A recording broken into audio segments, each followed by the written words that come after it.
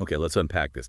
Today we're focusing on something that on the surface just looks like a standard piece of hardware, a specific DC to DC power converter. Hmm. But this one piece of equipment, it really tells a whole story about the specialized power that keeps our essential infrastructure running. That's exactly where the deep dive begins, isn't it? Our mission here is to look past the model number, the NTI PWR-48V-5-5V4A, and really get the role it The plays. concept behind it. Exactly. It's basically a translator. It bridges this huge gap between, say, a high current industrial power source and the really sensitive low voltage digital gear that's actually doing the work. So it's taking one kind of direct current and stabilizing it into another. We can see it's designed to take an input from either a 24-volt or a 48-volt DC You're source, right. and it delivers this tightly regulated 5.5-volt output. For anyone listening who's just used to standard wall outlets, why is 48 volts such a critical standard in these big facilities?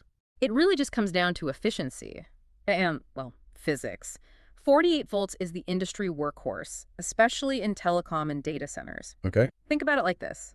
Power is voltage times current. So if you double the voltage from, say, 24 to 48 volts, you can cut the current in half to get the same amount of power. And lower current means less heat.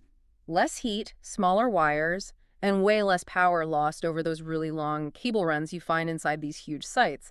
It's just a much more efficient and, frankly, safer standard for industrial use. That idea of efficiency, it really explains the need for this kind of stable design, and you can see it in the hardware itself. This isn't something you just plug into a wall. No, not at all. It's built for durability. It uses these rugged, detachable screw terminals for the input power. Exactly. You need to install that with a tool, not just your fingers. It ensures a connection that won't vibrate loose or wear out.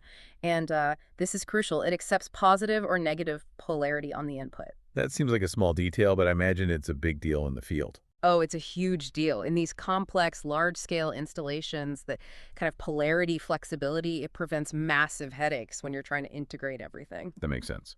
Let's pivot a bit from the pure engineering specs to the environment it's actually built for. Telecom, that's the real why, isn't it? This takes us right to infrastructure continuity.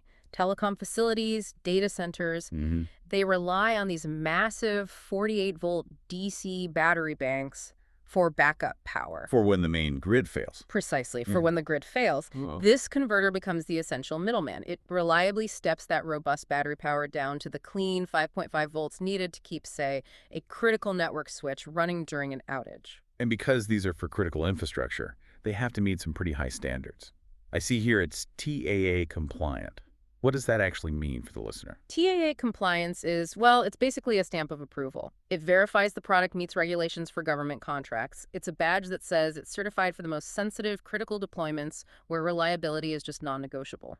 What really stands out here is how the stability of everything, the entire internet, the communications we rely on every single second, it all depends on these specialized, kind of unglamorous tools like this one.